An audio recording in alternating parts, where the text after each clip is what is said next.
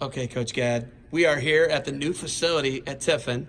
You're the women's head coach in one of the best facilities in the country, standalone. What's it like having this opportunity, and what's this experience been like for you? Having the opportunity here at Tiffin has been an amazing experience so far. The facility is beyond beautiful, and just having a lot of space for the girls to train. And when we do live goes, it makes it easier. Heavy weights aren't landing on light weights, and there's a space so the groups aren't colliding together. It's an awesome facility. Girls don't like it as far as when we do sprints, but other than that, we're very, very blessed to have it. Okay, so I know that you're figuring this out, but I think a lot of people get into wrestling because they want to wrestle every day. Mm-hmm. Being a wrestling coach is not a lot of wrestling. You don't get to wrestle as much as you think, right? How much administrative, how much recruiting, how much more work have you found out that being a head wrestling coach is? How hard is it? It is kind of hard. Balancing getting in on the mat and getting the administrative stuff every day done. It's been a hard balance, and trying to instill in these girls that there's a lot of behind the scenes work that has to happen in order for things to run smoothly. As far as like getting nice places to stay at, or organizing meals that are good for them, taking care of the travel, maintaining our budget, and obviously the recruiting aspect of it, staying on these kids every day. It takes a lot of time, a lot of energy, but at the end of the day, it's all good.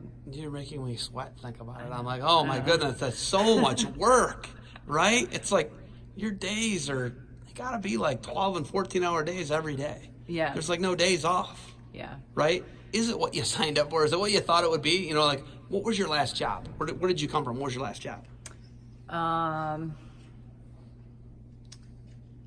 That was probably just a work-study job in college. I started coaching right after college. So you've been coaching? Yeah. Okay. So that coaching was probably a lot different than being a head coach. Would you agree? Yeah.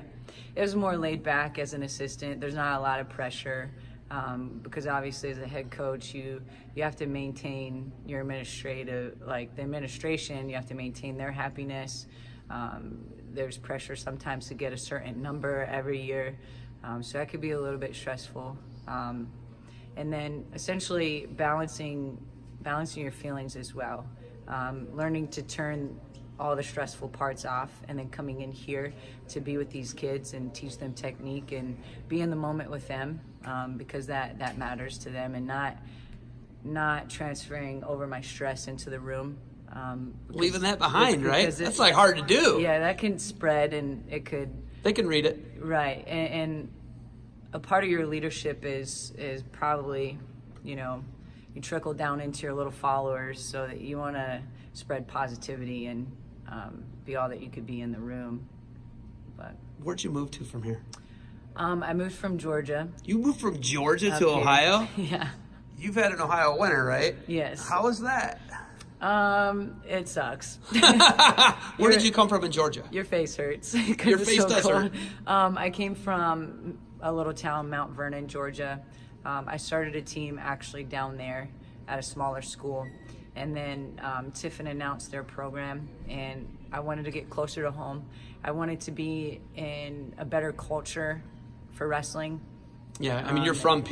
Yeah. You're from the mecca of high school wrestling and college wrestling, Pennsylvania, right? Everybody knows that. Yeah. I mean, it's not a secret. I'm an Ohio guy, and it's hard to admit, but being, in that similar culture. Georgia's, I will say this for Georgia, it's growing. Yeah. They got good clubs, they got good high school teams, but the depth just isn't there, right? We get that. So, coming up here, but you knew those winners. You're from PA. Come on, you know those winners. I knew them. You've had the hurt face in PA, right? But being in Georgia the last couple years and in the South for college, it's been nice. The weather's nice. Not so much here. No. And I live in Northeast Ohio. We get like a lot of snow. Ultimately, what do you want the girls? You're almost. Your roster is going to grow by 33% next year, right? You're going from 16 to 24, right? You're bringing 8 more girls in, which that's not even. There's probably going to be more potentially, right? Growth, more student athletes. What do you want them to get out of you as the head coach? Obviously, I want them to pick my brain about freestyle as much as possible. I want them to surround themselves with successful people, and I want to help grow them into not only wrestlers, but they're the people that they're going to be in life, whether they're going to go out in the job force as teachers, professors, law enforcement. I want to help them be prepared for what's in store as far as life, because we love wrestling. If they want to wrestle after college, great, we're going to do that too. But essentially, we have to have a fallback plan, and wrestling just helps us be better people. It helps us get to where we need to be. So I want to help them impact the world too. Okay. Last thing, what's it like working with Coach Simcoe, Coach Gray? What's it been like working on staff here? And you know, you're the head coach. Joey is responsible for everything, right? Mm-hmm. He's like the director of wrestling operations, yes. Essentially. He's the head guy. What's it been like working with them, and what's the culture like for you? The culture here is awesome. I mean, yes, I'm the only female in this building as a coach. So sometimes I do get picked on in a good way, and let me tell you, it's been funny. It's been funny to work with these guys. A really good atmosphere, positive, welcoming. Working with Coach Simcoe, you're not going to see another school that really accommodates to us as a female wrestling team. We really do feel welcomed. We do feel at home, and it's just been awesome. Usually when at other schools, it's the women's team, it's the men's team. It's two separate teams. They don't interact. They don't help each other.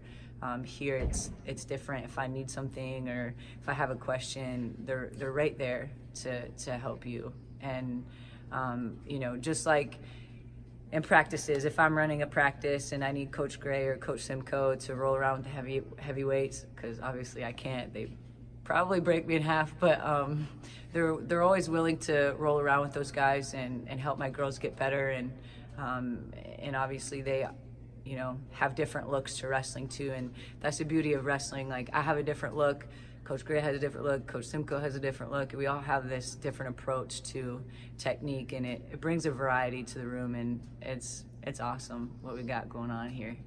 All right, we got some scrapping coming in here. Yeah. The guys are going to scrap, then you're going to bring your girls team in. You got anything else for me? Nope. Thank you for the time. I can't wait to see how the practice gets run, and go Dragons. Thanks, man.